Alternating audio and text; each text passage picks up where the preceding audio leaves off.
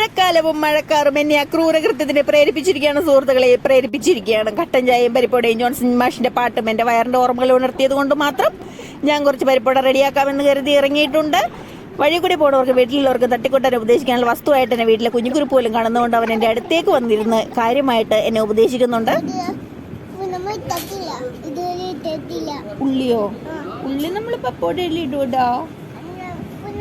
അങ്ങനെ അവൻ്റെ ഉപദേശത്തെ കൂടി മാനിച്ചുകൊണ്ട് ഞാൻ വീട്ടിൽ കുതിർത്താനിട്ടിരുന്ന പരിപ്പെടുത്ത ജാറിലോട്ട് ഇട്ടിട്ടുണ്ട്. അതിൽ ഇൻഗ്രീഡിയൻസ് വിട്ടുകൊടുത്തു. പക്ഷേ വെള്ളം ഒഴിച്ചത് ഒരല്പം കൂടിപ്പോയത് കൊണ്ട് മാത്രം ഞാൻ അരിപ്പയിലോട്ട് ഇട്ട് വെച്ചിട്ട് പതുക്കെ മിറ്റമെല്ലാം ഒന്ന് അടിച്ച് ക്ലീൻ ചെയ്യാമെന്ന് കരുതി. മഴ വന്നതിന് മുമ്പ് ചെയ്തില്ലെങ്കിൽ അമ്മയുടെ കയ്യിൽ നിന്നുള്ളത് അടുത്ത് കിട്ടുന്നതുകൊണ്ട് വളരെ വേഗത്തിൽ ഞാൻ ആ പരിപാടിയും കൊണ്ട് റെഡിയാക്കിയിട്ട് അടുക്കളയിലോട്ട് വീണ്ടും കയറി. അപ്പോഴേക്കും ഏകദേശം വെള്ളമൊക്കെ പോയി കറക്റ്റ് പാകത്തിനായിട്ട് എനിക്ക് പരിപ്പോടയുടെ ഗ്രേവി കിട്ടിയിട്ടുണ്ട്.